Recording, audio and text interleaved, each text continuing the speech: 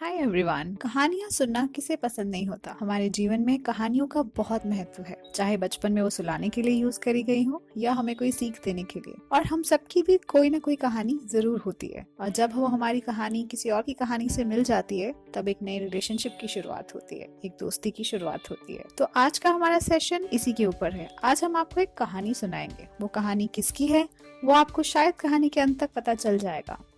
तो ये एक कहानी है एक लड़के की, जो कि एक बिजनेस फैमिली में पैदा हुआ, लेकिन जब वो 10 साल का था उसके माता पिता का डिवोर्स हो गया। वो अलग हो चुके थे और वो अपनी दादी के यहाँ बड़ा हुआ।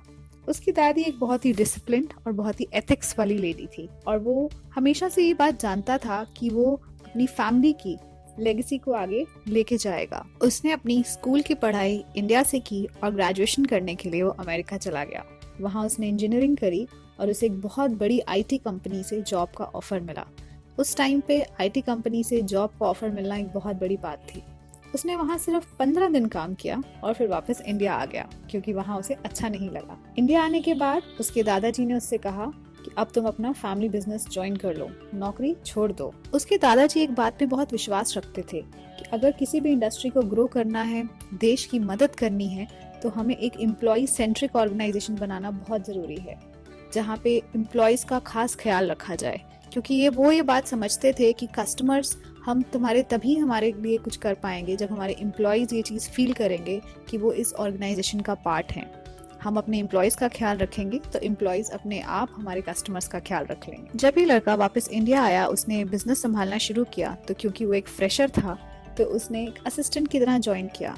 कुछ महीने एज एन असिस्टेंट काम करने के बाद उन्हें लगा कि अब मुझे अपना एक इंडिविजुअल प्रोजेक्ट चाहिए और मैं उसके साथ ही काम करूंगा। ये उनका पहला प्रोजेक्ट था जब उन्होंने एक इलेक्ट्रॉनिक्स कंपनी को टेक ओवर किया। इलेक्ट्रॉनिक कंपनी उस टाइम लॉस में थी, वो सिर्फ 2% मार्केट शेयर पे थी। सबने उनसे कहा कि ये कंपनी क्यों ले रहे हो, तो उनका व्यू पॉइंट था I have nothing to lose. अगर ये नहीं चला तो कुछ और कर लेंगे, लेकिन अगर ये चल गया तो ये बहुत बड़ा चेंज होगा हमारे देश के लिए भी और यहाँ के लोगों के लिए। और जी हाँ दोस्तों, वैसा ही हुआ। उन्होंने उस लॉस की कंपनी को प्रॉफिट में बदल दिया, लेकिन अब उससे एक छोटा सा उनको नुकसान भी हो गया। नुकसान कहा जाए तो मेहनत का काम करना पड़ा। अब उन्हें सिर्फ वही कंपनीज दी गई जो लॉस में थी, क्योंकि ये सब बात जान गए थे कि उनके अंदर वो कैपेबिलिटी है, वो विजन है और वो लगन है कि वो कोई भी लॉस की कंपनी को प्रॉफिट में कन्वर्ट कर सकते हैं। इसी तरह वो अपना काम लगन से करते गए और हर आने वाली मुश्किल को वो प्रॉफिट में बदलते चले गए। फिर एक समय आया जब उनके दादाजी ने सोचा कि अब उन्हें स्टेप डाउन कर लेना चाहिए, क्योंकि अब और ज्यादा वो काम नहीं कर पाएंगे, और उन्होंने इस लड़के को अपना चेयरमैन बना दिया कंपनी का। उनकी चेयरमैनशिप में कंपनी ने 40% का रेवेन्यू इंक्रीज देखा और 50% का प्रॉफिट इंक्रीज। ये कोई छोटी बात नहीं थी। ये सिर्फ उनकी कंपनी का रेवेन्यू या प्रॉफिट नहीं था, ये देश की तरक्की की बात थी। लेकिन अब उसके बाद एक छोटा सा ट्विस्ट है कहानी में। अब बात आई जब उन्होंने सोचा कि अब वो अपनी ड्रीम प्रोजेक्ट पे काम करेंगे। जी हाँ, उनका ड्रीम प्रोजेक्ट था ऑटोमोबाइल कंपनी शुरू करना। तो उन्होंने अपनी पहली गाड़ी बनाई, जो कि उन्होंने बहुत ही दिल से, मन से और पूरी लगन से बनाई, जैसे कि वो हमेशा करते थे। लेकिन कुछ कारणवश वो कंपनी लॉस में चली गई। लोगों ने उस गाड़ी को पसंद नहीं किया और उसकी बिक्री बिल्कुल कम हो गई। फिर उन्हें उनकी मैनेजमेंट ने, कंपनी वालों ने सलाह दी कि क्यों ना वो ये कार को, इस प्रोजेक्ट को, इस कंपनी को किसी फॉरेन कंपनी को बेच दे। उन्होंने उनकी सलाह को मानकर वो वहां गए, उस फॉरेन कंपनी के ओनर से मिले और उनसे अपनी कंपनी सेल करने का प्रस्ताव रखा। वहां के जो ओनर थे उन्होंने उनका मजाक बनाया और कहा, अगर ये काम तुम कर ही नहीं सकते थे तो ये शुरू ही क्यों किया। आज अगर हम ये तुम्हारी कंपनी खरीदेंगे जो कि लॉस में है, तो ये तुम पे बहुत बड़ा एहसान होगा। ये बात सुनकर उस लड़के को बिल्कुल अच्छा नहीं लगा, क्योंकि ये उनका ड्रीम प्रोजेक्ट था और उन्होंने बहुत दिल से बनाया। उन्होंने उस मीटिंग को वहीं रोक दिया और वापस आ गए। और उन्होंने ये सोचा कि अगर मैं बाहर की कंपनी लेकर उसके लॉस को, उसको प्रॉफिट में बदल सकता हूँ, तो क्या मैं अपनी कंपनी को लॉस से प्रॉफिट में नहीं ला सकता।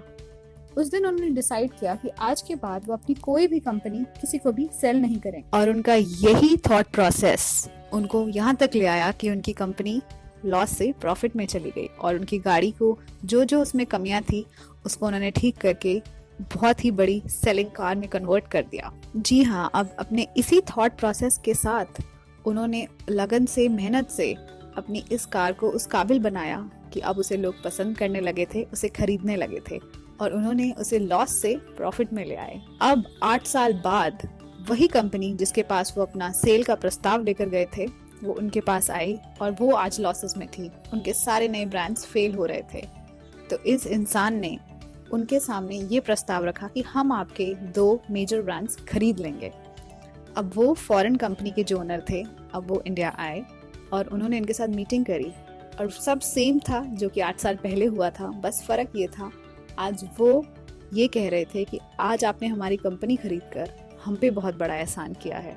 अब आई थिंक आप इस स्टोरी के बाद समझ ही गए होंगे कि मैं यहाँ किसकी बात कर रही हूँ। एंड अगर आप नहीं गेस कर पाए हैं तो मैं बता देती हूँ, हम यहाँ बात कर रहे हैं रतन टाटा के बारे में। जी हाँ, वही रतन टाटा जिन्होंने अपने इंडिया के बिजनेस को ग्लोबली प्रचार किया, जिसको ग्लोबल बिजनेस बना दिया। और ये जो कंपनी है, फॉरेन कंपनी, जिसके 2 ब्रांड्स उन्होंने खरीदे थे, वो थे जैगवार और लैंड रोवर। रतन टाटा का हमेशा से मोटिव यही रहा है कि वो एम्प्लॉय सेंट्रिक कंपनी बनाए, वो देश के लिए कुछ करें। उन्होंने अपने टेन्योर में कोड ऑफ कंडक्ट का रूल बनाया, जहाँ पे एक उनका कोड ऑफ कंडक्ट का रूल था, ट्रीट एवरीवन इक्वली। वो हमेशा से लोगों के बारे में सोचते थे। अगर आप टाटा की कंपनीज के बारे में जानते हैं तो आप ये बात जानते होंगे वो कितनी एम्प्लॉय फ्रेंडली हैं। अगर आप कोई बीमार पड़ जाते हैं तो वो ये नहीं कहते कि आपके पैसे काटे जाएंगे, आप जब तक ठीक हो जाते हैं आप वापस आ सकते हैं। ये हर टाटा की कंपनी में यही एक रूल है। वो हमेशा से देश और लोगों के बारे में सोचते थे, इसीलिए उन्होंने एक ट्रस्ट बनाया जिसमें वो अपने प्रॉफिट का कुछ हिस्सा हर साल उस ट्रस्ट में डालते हैं कॉर्पोरेट सोशल रिस्पॉन्सिबिलिटी के लिए। और आप क्या गेस कर सकते हैं वो कितना हिस्सा होगा? 30%?